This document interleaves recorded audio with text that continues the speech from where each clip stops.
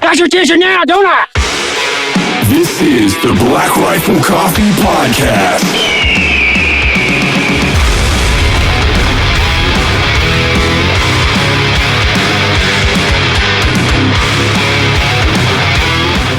Hi, welcome to the Black Rifle Coffee Podcast. This one is super special to all of us, super special to me. I don't think I've met someone that's survived such a horrible parachute accident like yourself. It wasn't me. You didn't survive like a bad parachute. That's different guy. Okay, were you brought up on like war crime charges? No. Did you set fire to a naval ship? Still not me. Shit. Dave? Give me the notes. I'm just kidding. We have our favorite guy, our favorite dude that said everything we all wanted to say. Mr. Lieutenant Colonel Stu Scheller, welcome to the show, my man. Welcome to Texas. I hope that you felt the aura when you landed and were just like, wow, I feel free here. JT, thanks for having me, man. This place is awesome. Excited to bullshit. No, this is going to be great. Yeah, well, how's it feel to be in Texas? It feels good. It feels good, yeah. And you're on the road show right now. You're traveling a lot. Yeah. Getting worn out, but it's all good. You know, I'm excited to get out there and talk to people about everything that I went through. Just like you said some things that I think a lot of people related to. So it's been good to talk to like-minded people. Yeah, well, I mean, that's the thing that the biggest thing that you could do at this point is you can't let the narrative die. Yeah. You opened the can up to have this conversation. We can't let it just fall. And we all know how fast people forget now. And it's like, and move on to the next. And you know, social media, we are in a social media age where it's just a very, very volatile landscape. And so you're doing exactly what's necessary. Keeping this story alive, keeping it fresh into everyone's ears and eyes, because the sad part is, you know, we have leadership right now that just doesn't care. They're the ones at fault for this. So I'll turn it over to you. Go ahead and kick us back. Let's start, you know, with you coming in the Marines, MOS, combat experience, everything like that. I'd love to hear, you know, all your experience in that, and then we'll lead up to everything that transpired over the last 2 years. I appreciate it. So infantry officer, 17 years, came in 2005, Iraq, Afghanistan, 5 deployments, been a company commander for over 5 years. Were you out in the West in Iraq? I have spent my whole time between Lejeune and Quantico. So I know you being out in Fort Bragg, familiar with North Carolina, but I'm a North Carolina boy. Oh, when you were in Iraq, were you out West? So I was in Ramadi. Okay, yeah. Yeah, so I did southwest corner of Ramadi for 7 months. And that was 07, 08. That was a little spicy time, huh? Well, 06 was really the big gunfighting, and then there was the Al Anbar awakening, early 07. So a lot of S-Vest attacks, V-bids, kind of spectacular attacks. What rank were you then? First lieutenant. So you were leading a platoon? Well, I was actually a company XO. So my first deployment was a MU in 06. We did evacuations in Lebanon. So Israel and Lebanon got into a conflict, did that. We got into Kuwait. We sent some snipers up to Iraq. Then we turned around and came right back to Iraq 6 months later. Yeah, so did that. I've been in the infantry. I was in MARSOC for a year, or teaching the infantry for 17 years. I really didn't do any other staff jobs. I was a regimental OPSO. It's probably the closest staff officer job. Was a regimental OPSO at the basic school, but mostly just teaching or out there doing it. That's awesome. And you're obviously enjoying it. I did, yeah. I mean, this was never supposed to be a career for me. I really enjoyed the military. I enjoyed the purpose that it gave me. And so, you know, especially being at war for the last 17 years. I mean, I joined because we were at war. I wanted the opportunity to get out there and lead people on the battlefield, and I got everything that I wanted. But yeah, I mean, that takes us to the story of where, you know, the wars ended in the way that they did. And that's why it was so emotional and I was so invested in it. Well, I mean, that's a thing I think all of us are facing now. Like, as the dust settles, we're all kind of reflecting back on the last 20 plus years and going, okay, what was this for? You know, I've thought a lot about that. I've thought a lot about the fact that, like, my Iraq trips, we were more so police. Like, and I didn't understand. I still don't understand what the objective was, the why. Like, there was a lot of gaps there, because it was, you're being fed, and you know, because you're sitting in these planning meetings and everything like that at the level that you're at. And as a JTAC, that's another, you know, as a young JTAC, I'm sitting in battalion, brigade, division level planning meetings and listening to the strategic plan and still going, wait, there isn't one. Yeah. And not understanding it, because half the time they're telling us, you know, we're part humanitarian, but when we try and interject a human rights issue, they say, no, that's their culture. You have to leave that alone. So it's like, okay, what the fuck are we doing then? Yeah, so I mean, the missions, the problem was they evolved. There wasn't really a consistent strategy from beginning to end. Now, I will say with Iraq, George Bush said from the beginning that he wanted to install democracy. Like, if you go back and look at his speech in early 2002 about Iraq, like, he just had goals that I think were not sound from the very beginning. People like General Franks just gave terrible advice, so we never went back and held those general officers accountable. But Afghanistan is one of those things where we went there to destroy Al-Qaeda, and then, you know, we couldn't find Osama bin Laden, and then it just morphed into fighting the Taliban. We weren't prepared to go into Pakistan, and you're right, it became this nation-building mission that, you know, clear, build, hold. Okay, hold till what? Is it sustainable? And quite honestly, our general officers fell in love with the Small Wars Journal, and the counterinsurgency manuals tried to reinvent it, and it became something that it was all bullet points. It was, hey, let me achieve something that we made up. I can't say how many PowerPoint slides I've created in terms of showing how we were effective, but it's like, it was as thin as the PowerPoint slide, you know, and if you've actually been on the ground and looked at what's going on, I mean, I could just give story after story of, you could see through it. And so that's why it was frustrating, I think, for a lot of us, especially when Afghanistan went down the way that it did. And you brought up a good point there. It's like, we never turn the sights back on and pull anybody up going, hey, you messed this up. Yeah. Ever. And I don't understand why. And if we're not going to do it in the DOD, then that means it's not going to happen anywhere. I completely agree. I mean, 100%. Like, in the first video, I said, is any of you going to raise your hand and say we completely messed this up?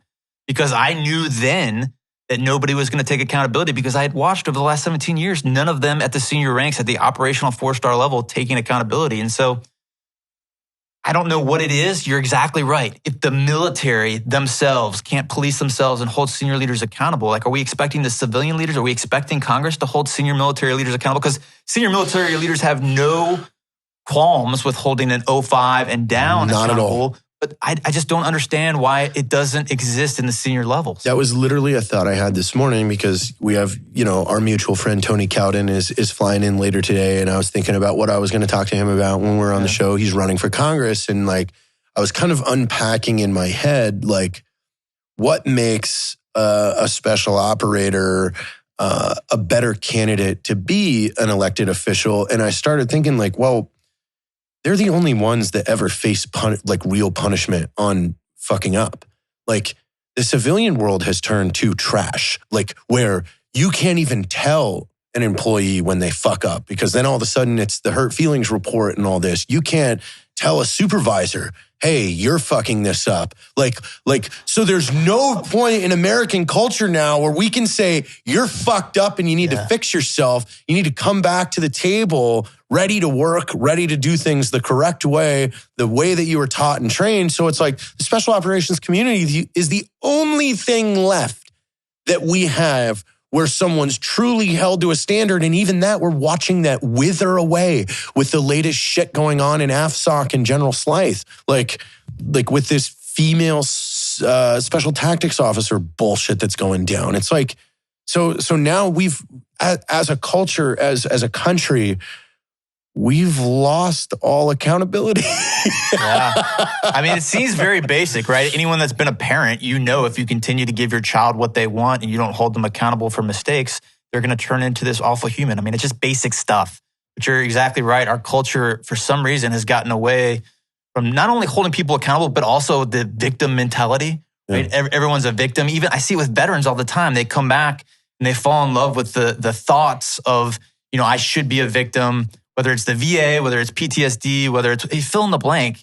They develop this I should be a victim mentality.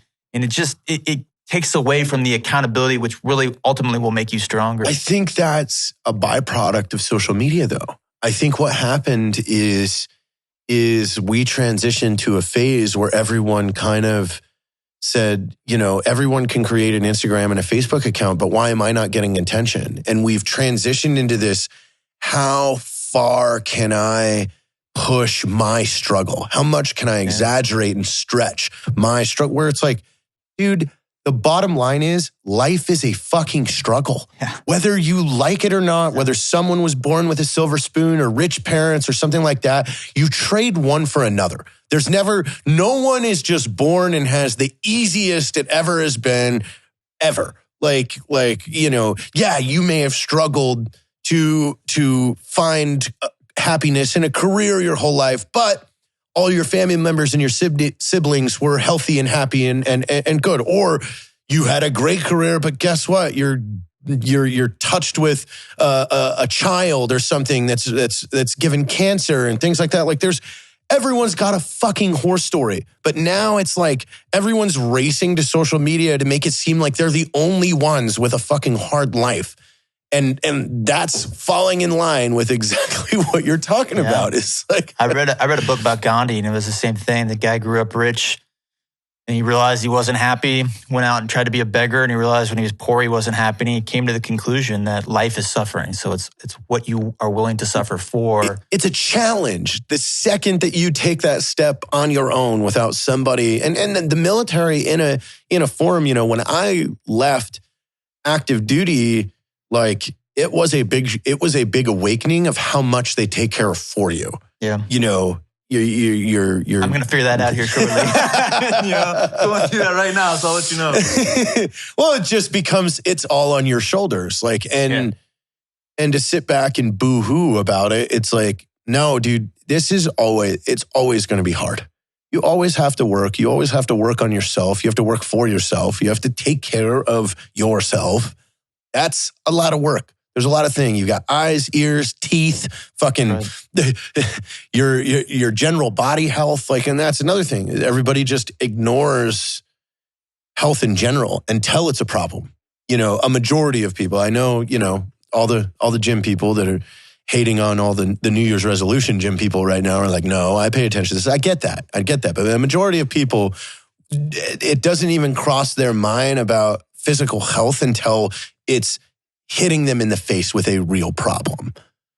Look at the American obesity percentage. I mean, look at all the shit with the virus. And it's like now you're concerned. You're fucking 400 pounds overweight. Yeah, brother, I completely agree. You got to come from a strong base. And Jocko, I was just on Jocko's podcast a couple of weeks ago, and he was saying the exact same thing, understanding the strong base from your physical dimension, how important that is. And people overlook it all the time. Until it's rearing it right in their face. And then it's the most important thing ever. And it's just kind of like, people need to take a step back now and go look in the mirror and kind of rewind, because technology has not been our friend the last 20 years. It has pushed us backwards, I believe. I've been thinking about this too. And you, quite honestly, I would say, is an expert in social media, everything that you guys have created here. But social media came out and started getting really big right about when George Bush took us to Iraq. And so you look at the polarization of the United States, I honestly think social media has had a big thing to do with that. You exacerbated by the mainstream media that is completely polarized. So when you take these things, they're all factors and all these individual characteristics we're talking about right now with people's choices. But you're right. Social media is a trap. It's an echo chamber of our own views, and it doesn't really allow the diversity of thought that we probably need to grow, develop, and be accountable. And these are all symptoms culturally, which probably goes back to the original question of why aren't senior leaders being held accountable? I mean, these are all just symptoms of I think, a societal problem that is a little bit harder to address. Well, I think we're stuck in the teens. America is like a spoiled teenager right now. And what I mean by that is no one is willing to even enter in with an open mind, wanting to listen to the facts of something and then make their judgment based on that. People are going into all of these already decided. Yeah. They don't even care what the reality is, because nowadays it's the first to publish a fucking headline. You look at what happened to us in the last year. Like, the headline came out after NPR falsely reported that we offered Kyle Rittenhouse a paid sponsorship upon his release of jail. Our CEO Evan comes out and says, "We do not have a relationship with him, nor do we know him. We did not offer him a monetary sponsorship." And the headline started as Black Rifle Coffee disavows relationship with Kyle Rittenhouse, and then everyone removed the relationship word and moved that title together. Black Rifle Coffee disavows Kyle Rittenhouse. No, that never was said, not once, but it's repeated and repeated and repeated and repeated until everyone just thinks, oh, well, why would they do that? I'm going to believe that. It's like, no, that never happened.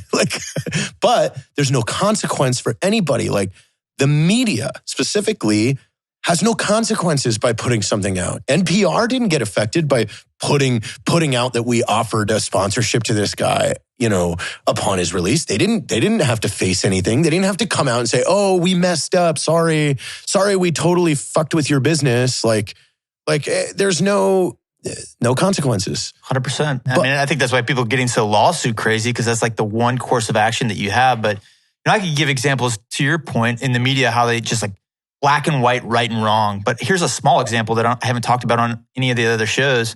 I was charged with 5 counts in my special court martial, and one article wrote 6 counts. Something small, not a big deal. But every article, we're talking hundreds of publications, just took that original fact and just repeated it. Let's just add to it. Just repeated it, right? Six charges. At no point ever was there 6. But it's like, once that first article is published, and again, it's insignificant, but like that's a small example. Everyone wants to exaggerate. That's right. Because it sounds better. And so, completely agree. But here's the thing. I see both sides. This is a double-edged sword. And what I mean by that is the positives of social media gives every single person a voice without filter. Mm-hmm. That's also its negative. But beforehand, you look 30 years ago, we were all fed what was passed through a filter with somebody else making the decisions. So yes, back in the 1990s, we were essentially, the Weinsteins decided who was going to be super famous. They decided what was going to be on the news and what was going to be told to us and what way it was going to be told to us. But when you do go back, it was still generally central. Like, you look at the early 90s, like CNN was going hard after the Clintons. Like, you wouldn't even recognize it if you went and looked back at some of their... Tucker Carlson was working for CNN back then. True. But that's the crazy thing. You watch that documentary that I think Showtime or HBO did called The 90s, and it's like, you don't recognize CNN because they are like just attacking the Clintons and Democrats and everyone. They're attacking everybody that's just fucking up. Yep. And then that just disappeared. And here's where, like, we conceptualized something. We came up with democracy. We came up with freedom. We came up with the First Amendment that said, hey, you're allowed to say whatever you want without retribution. That's one of our freedoms. And then we have our news comes from a privately owned company. That's a capitalistic society. So they make more money the more attention they get. Mm-hmm. They've realized in the last decade they can get more attention, which leads to more money by just saying whatever the fuck they want. Yeah. So where does the balance come back in for this? I think it's short-sighted. I think CNN has actually been hurt. So in the short term, I think that they've made gains with the clickbait, with the headline. But honestly, I think over the long run, it's going to hurt them. So I don't think it's a sustainable strategy. And I agree with you on social media also being unfiltered. So everything I said before about it being an echo chamber of our own views. I just posted something about Ukraine and NATO and American foreign policy that I didn't see anywhere else in the news, right? So sometimes you're able to, on social media, have an unfiltered perspective that is very valuable. But it takes people to kind of seek those opinions out. It's valuable if people want to listen. And this goes back to what I'm saying. America is in their teenage years because everybody is doing this and saying no. I mean, I've seen it hundreds of times where someone will say something and I'll respond, that's actually not correct. You need to look that up. And then their response is, I don't care. Like, do you not see the problem there? Yeah. Like, you don't even care if the things that you are repeating are correct. Like, there you are. You're part of the problem. Yeah. 100%. So walk us through like that morning. You just got fed up. You said, fuck it. I'm throwing a video camera up. I'm going to put this up. Yeah. You knew someone was going to bitch at you. You probably didn't know how big it was going to go. Yeah.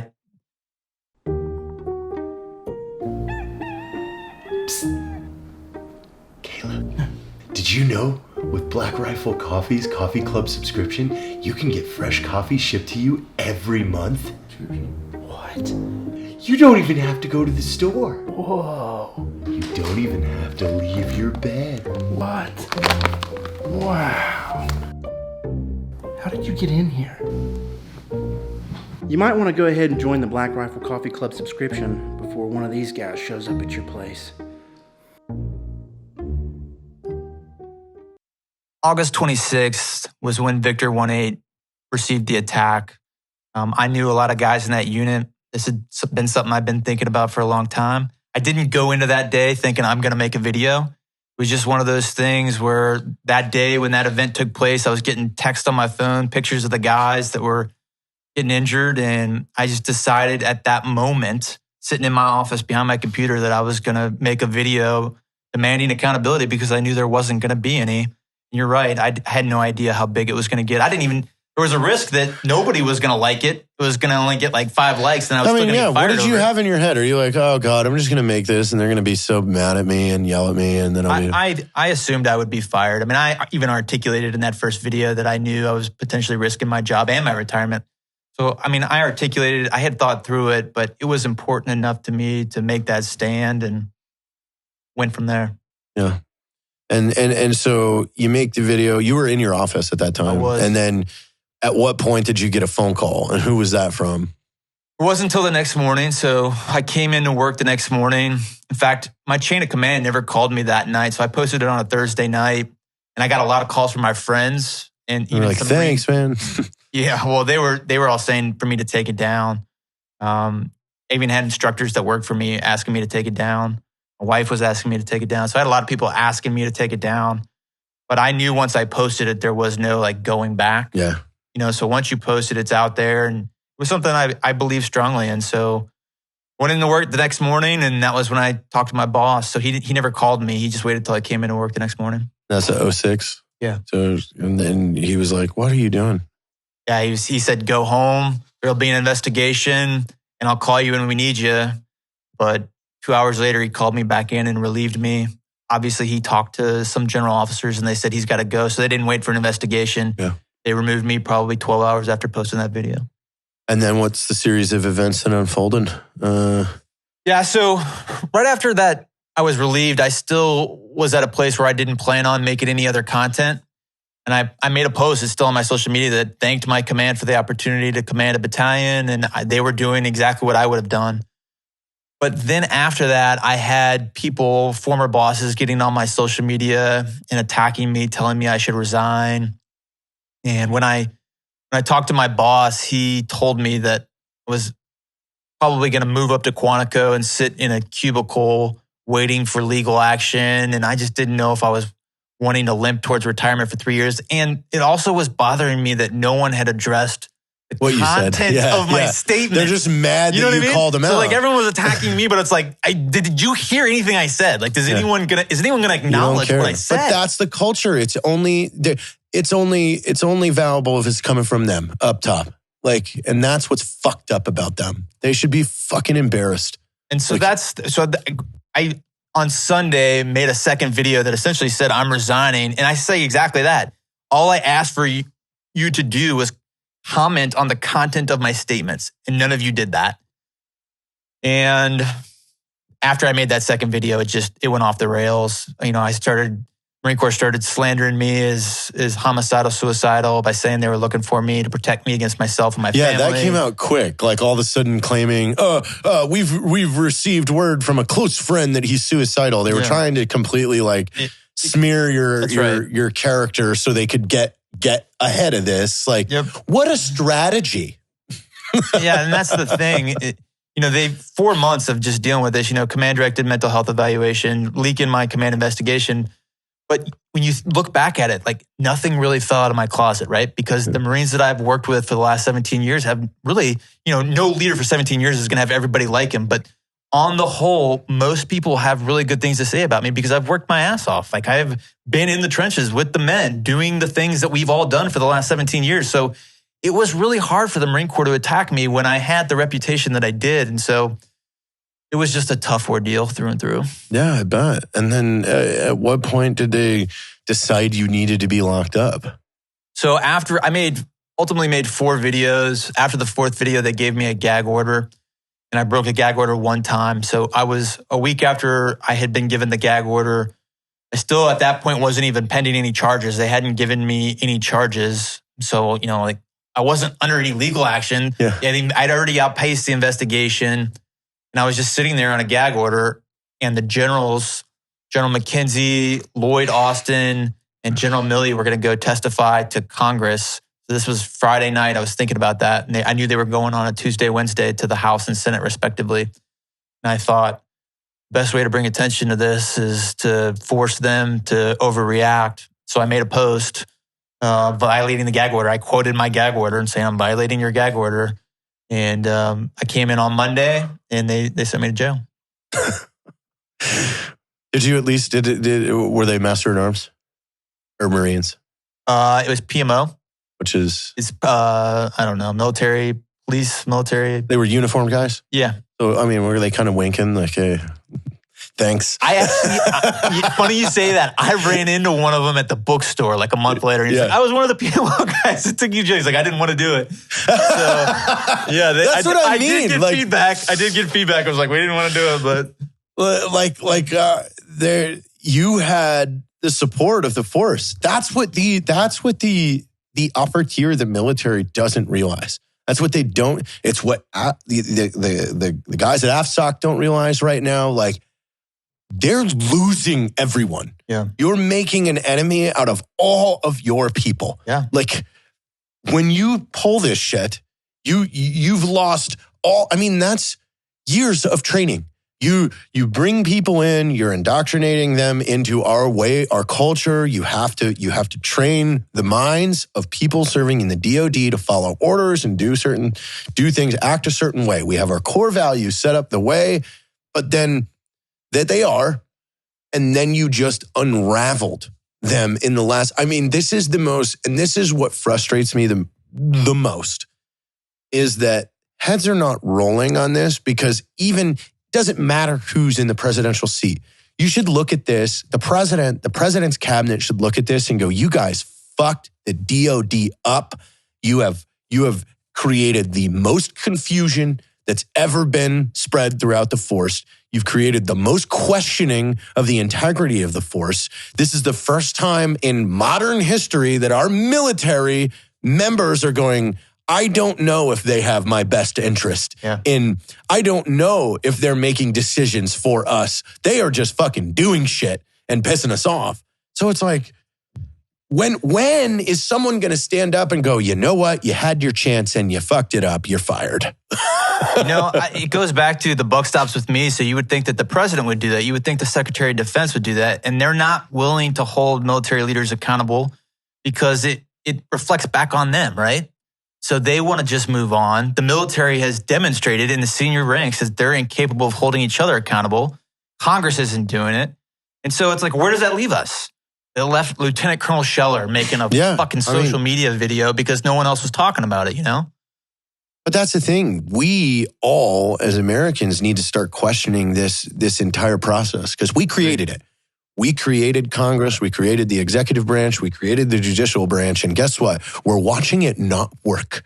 You're exactly right, JT. Like, I made a post talking about the Declaration of Independence, where the power of the government comes from the people. And if that form of government no longer serves their interests, it's their obligation to throw off that form of government.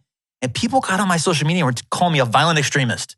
And I was like, look how far we've come. Like, I'm quoting the foundational document of our government, and I'm a violent extremist for doing that. So to your point, I think people are starting to wake up.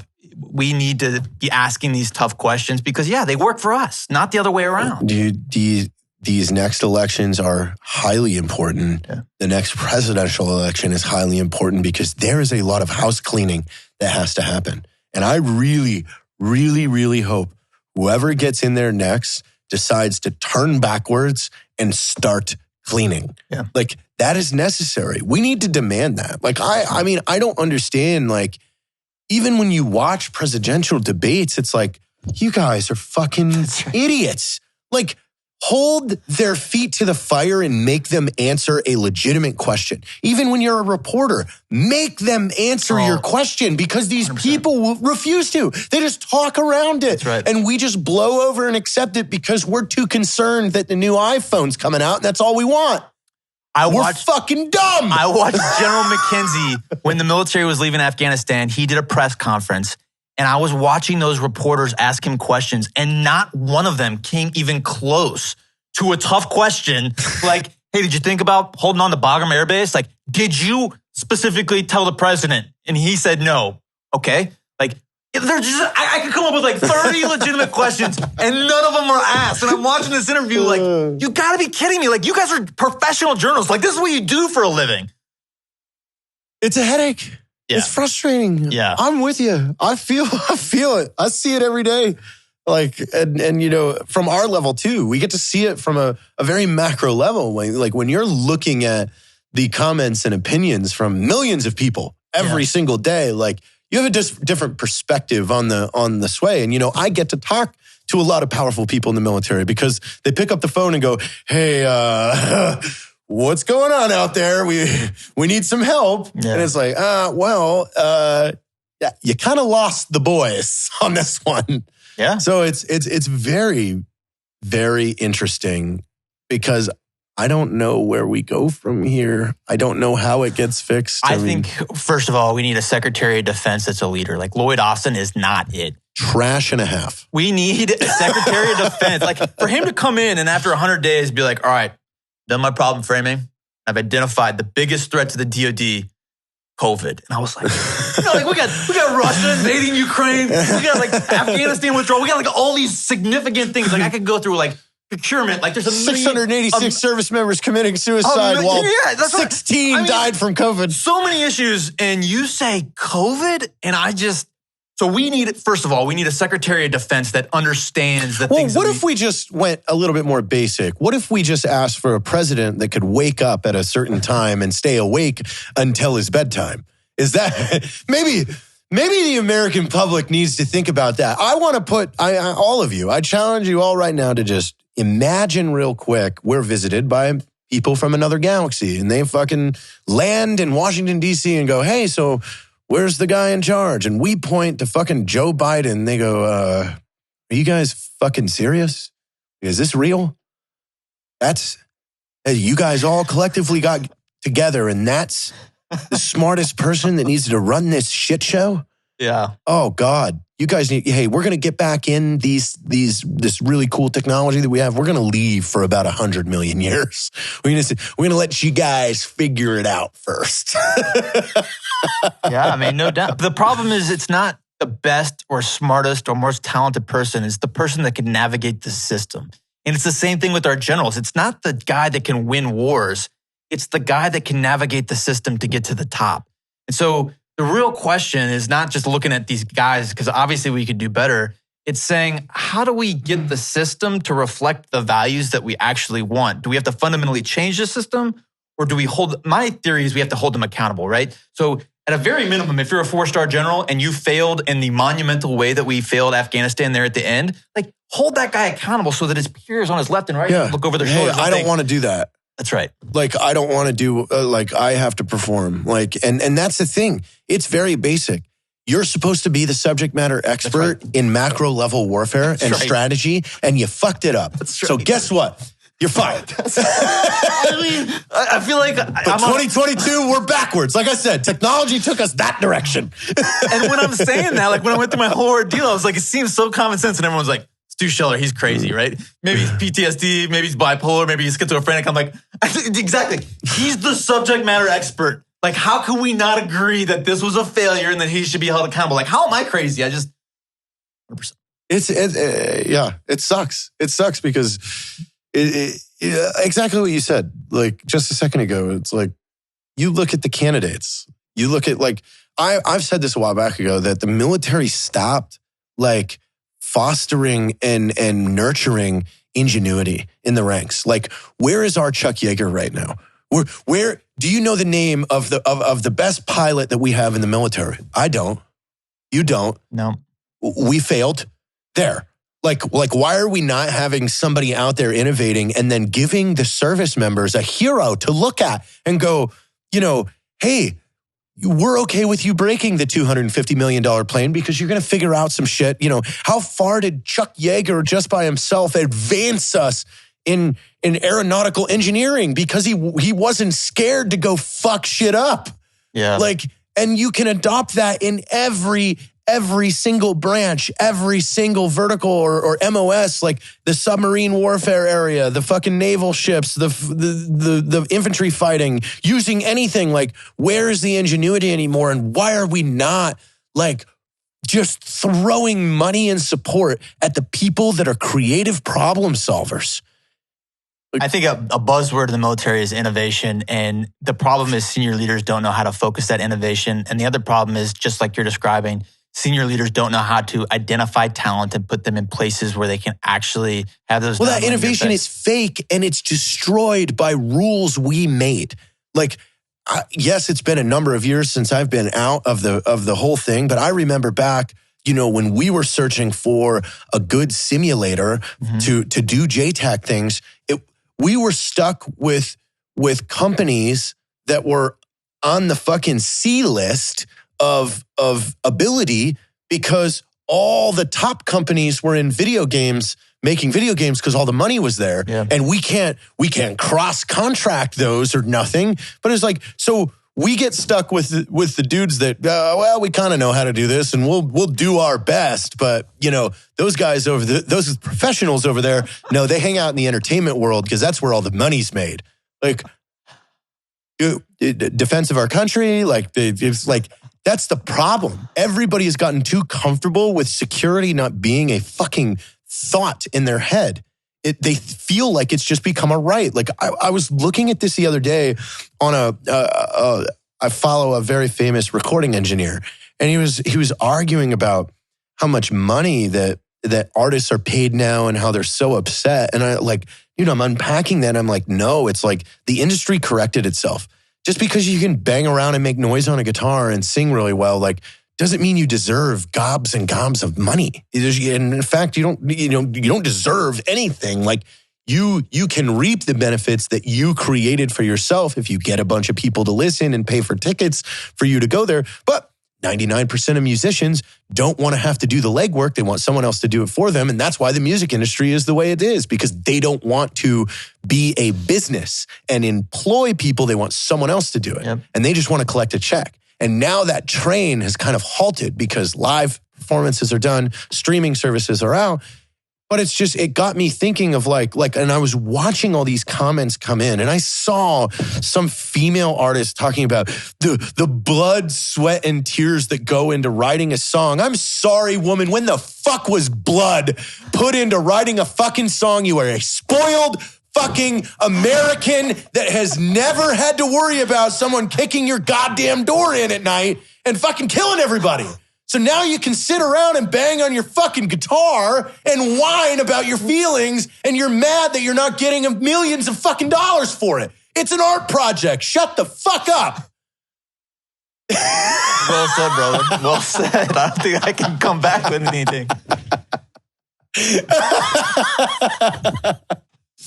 We're having fun today. Yeah. Well, luckily, we're shifting gears. We're back into fourth. Okay. Tim Parlatore reached out to you, got in contact as you started, getting completely screwed over by the Marine Corps and DOD. That's right. There couldn't be a better guy on this earth to call you, a man that has fought the United States government 9 times and won all 9 times. So you got a good dude on that.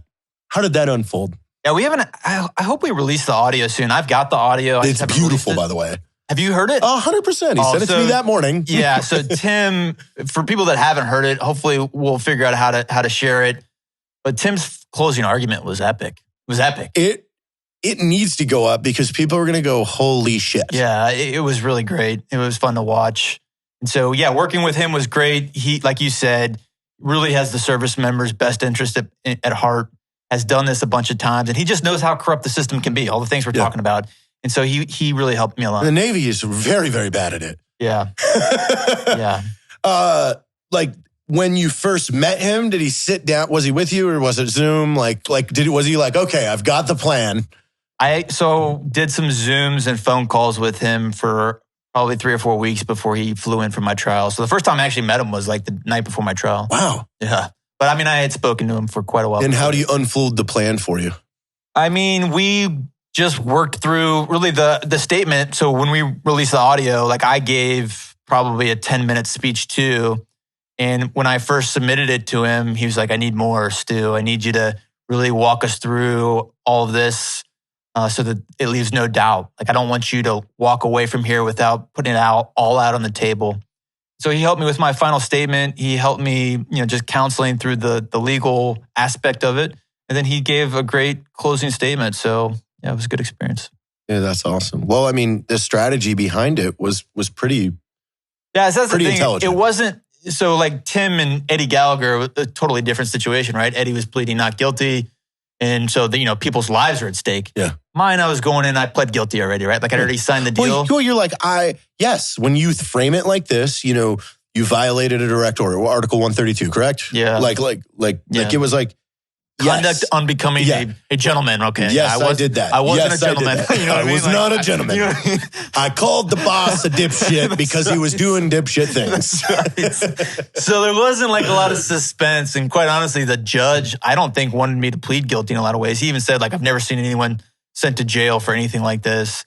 Wow. You're not supposed. Yeah. I mean, he was coming at him and he went on to say, like, talking about my released medical records and investigation. He said, if that's true, then those people should be brought in front of me, and they probably never will be. But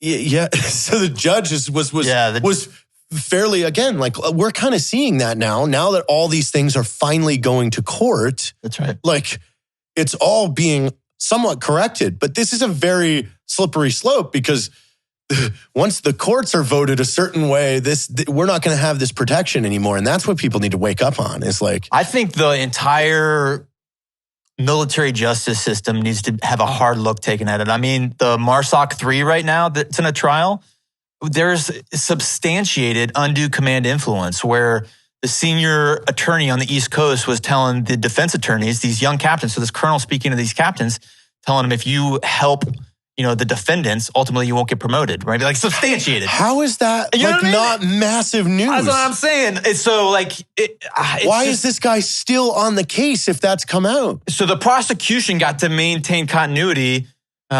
Chief, I'm going to mess up his name. I know his first name, Eric. But he had to fire his defense attorneys because they were compromised. It's now like going into the trial, he said, got to get new defense attorneys. They just had the decision last Friday and I haven't gone to look at the news. But I guess that's one example of many where, the AAV incident where it just, unfortunately, a bunch of Marines were killed. But the combat cargo officer was a female working for the Navy. And she sent me her investigation and I read it. And like substantiated, corroborated by other naval officers on the ship. Like the ship's CO was lying, like corroborated. And it's just like, again, undue command influence, like the whole system itself. Like if you just look at a command investigation and how biased they are, if you look at my command investigation, they take facts out. Bro, I've been through a command investigation. Let me tell you about this. I'll abbreviate. The headquarters of Air Education Training Command wiped out our entry PT standard for TAC P school. Like came down, a civilian, we call garbage pants, His name's Graz. That was his nickname, Garbage Pants. It was a perfect nickname. That dude's a piece of fucking human garbage. He called down and was like, you can no longer enforce a PT standard on the entrance to this course. And we're like, That makes sense. what? Makes complete sense. Yeah. And so You're never running around trying to call aircraft. We had like 12 airmen run over a 16.5-minute mile and a half upon the entrance, which normally they just wouldn't start, but they forced us to start them. And then the first ruck march, which is introduction to rucking, 35 pounds, 4 miles, we have 6 guys go down with heat casualties.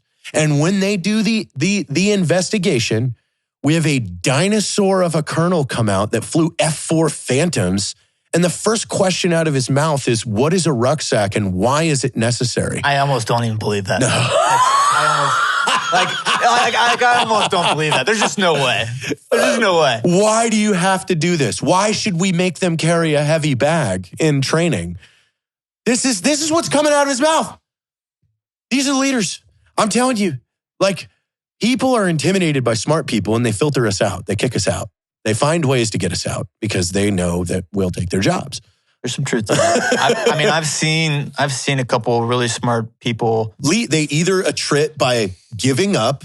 You're in the category. You said, fuck, man, there is self-selected. I'm either going to bite my tongue, destroy everything that I've stood for to get my measly $1,400 a month in my retirement. That's right. And be thankful for it from them, or I'm going to fucking take a stand and say, fuck this. You know, you're Closer. What's the comedian? Closer, boys. He just did the special Netflix. Dave Chappelle. Thanks, Dave. Dave Chappelle. You know, he talks in there about the Me Too movement. And he talks about how, you know, everybody wanted to jump on Twitter and yap about it, but no one fired their agents. No one left their agencies. No one turned down productions. He goes, I'm the only motherfucker that turned $50 million down and said, fuck you, so none of y'all can say shit. And there's a lot of truth to that because you did it too. You said, I'm the only one that said, this is fucked up. I will sacrifice my paycheck for it because it's fucked up. See you later. Right. So you're practically Dave Chappelle. Much easier. Yeah. That's maybe the highest compliment I've received so far. Yeah, I mean, it's much easier to talk, right? I think we're also caught in a trap in our society, going back to the entitlement. We were talking about that for a while, but also people just think talking equals change when it's much harder to actually take action. Change. Yeah. Action equals change. That's right. Like, I'm sick of just hearing people fucking me too. It's just empty now. Well, it's funny because when I did what I did, a lot of people were coming out criticizing me, saying how I should have gone through a professional article. Should have. Yeah, well, I guess my point was, you know how many professional articles have said the same things over the last 60 years and not one of them has done fucking anything. No. You know what I mean? These senior generals are not reading these professional articles and actually making change. Like, we need to get more active. And so I'm just sick of the talk. The thing is like, the people have to pressure. Yeah. They have to pressure. We have to highlight, like, again, I keep bringing up the AFSOC thing because it's actually happening. Like, the guys are so mad and everybody's so mad about standards being ignored and stuff. They're actually putting pressure, utilizing social media on these guys, saying, we're just gonna start publicizing everything. I mean, that's the answer. Like, that's the answer for all people still serving in the military. When you see something wrong, anonymously report it with the facts and with proof and get it out. Let everybody look at it, because that's the only way you're going to make people want to do the right thing anymore, is if they have a fear of this going out to the public and seeing an outcry. Like, 100%. It's fucked up. 100%, man. This sucks. What's next for you? Let's get these 3 guys in here. We let's go start it now. Let's fucking go. What's next for you? So, we brought up Tony Cowden a little bit earlier. So I've started a coalition of candidates that are going to be running for elections here in the 22 cycle. Tony's in that coalition. So we're growing pretty quickly. We're up to like 30 House representatives and 6 Senate. Wait a minute. You're taking action to make change? Exactly. I know. You're taking action to make change, Colonel Scheller. So what is this? We're going to have this. We're talking about, no one in Congress holding anyone accountable. I understand that they are our representatives and not our leaders, but at the same time, those representatives need to have leadership qualities. And I just don't see the leadership that needs to be there. Because they act like children, like they have no boss. I mean, this was a prime example at, the last State of the Union where Trump was in office, and you saw the what do they call themselves? The fucking squad or whatever those idiots are, just being completely disrespectful during a speech that is our heritage. That is our fucking, it's a fucking thing that we do every year. Like, and you're just going to be an ass, and the ripping up of it. It was just like, it's like you're doing that because you have no boss, and you're flexing that, and you're behaving like a spoiled little bastard, like, because no one is there to smack your hand and say, stop acting like a fucking child. 100%. Yep. So votesforvets.org is the website for those listed candidates. We got about 60, 70% of them on that website now. We're trying to get them all up there because it's getting so big. But right now I'm doing media until probably mid-February, and then I plan to hit the campaign trail and help those people. That's great. Mostly the coalition is veterans, a couple of people just supporters of veterans. But I think veterans translate to leadership very well. I think they have the foreign diplomacy experience and just some of the grit and suffering we were talking about earlier that I think will translate. And so after that, brother, I don't know. I'll probably write a book. You can go to my website. So my brand is AuthenticAmericans.com, and you can pre-order a book that I'll probably be working on. I'll come out this fall, I think. And I've got ways you can donate for the Political Action Committee. We've got a crowdsource funding platform there too. Got some merchandise. So between the website, the coalition, writing the book, I'll probably come up for air in 23, and then I may jump into an election myself in 24. That's awesome. That's good to hear. With this Political Action Committee, the one thing I do want to stress to everyone is, because again, with this social media the way it is, like, I think everybody's kind of lost the bigger picture. Nobody's thinking strategy. Everybody's thinking surface layer. Guess what? These candidates, you're not going to agree 100% with them. Yeah. So it doesn't mean destroy them. Like, just pick the ones that are closest to you. Like, you can't get 386 million people to agree on fucking anything. Well, you can't. 100%. You're exactly right. But just to give one race as an example. So one of my Senate candidates is Latham Sadler in Georgia. And he is a Navy SEAL. He's worked on the National Security Council. He's from Georgia. And he is getting crushed in the polls right now by Herschel Walker, who moved from Texas to Georgia because he played at the University of Georgia. He's a famous football player. And when you hear the guy talk, like, not it, right? So, like, going back to, like, who do we need? Elect smart That's what I'm saying. people. Like, so I look at that race as like a microcosm. It's like, idiocracy. Yes, he's a celebrity, but is he the guy that we need leading our country, making these decisions when we're talking about, like, Russia going into Ukraine and potentially World War III? Do we want a Herschel Walker who played football that is famous? Like, no, we want Latham Sadler, the Navy SEAL that worked in the National Security Council. And so people need to take a hard look at who some of these candidates are and get involved. You're not going to maybe agree with everything Latham Sadler stands for, but the point is, like, he's obviously better than Herschel Walker. Yeah. Well, I go on that with just all the people on our own side. Everyone loves to shift and attack everyone. And you don't understand, like, great, dude, you're not going to agree 100%. You never will.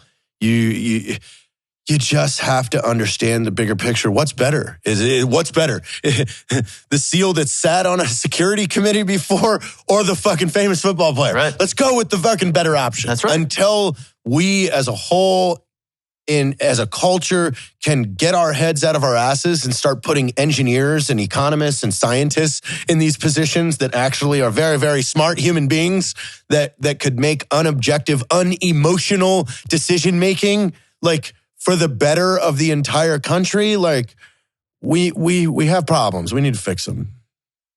Well, I can't thank you enough for coming out here. We're going to have fun the next few days. Yeah. Kind of give you a break from talking, looking repeating the story. But hey, this was awesome. I had a great time. Thank you.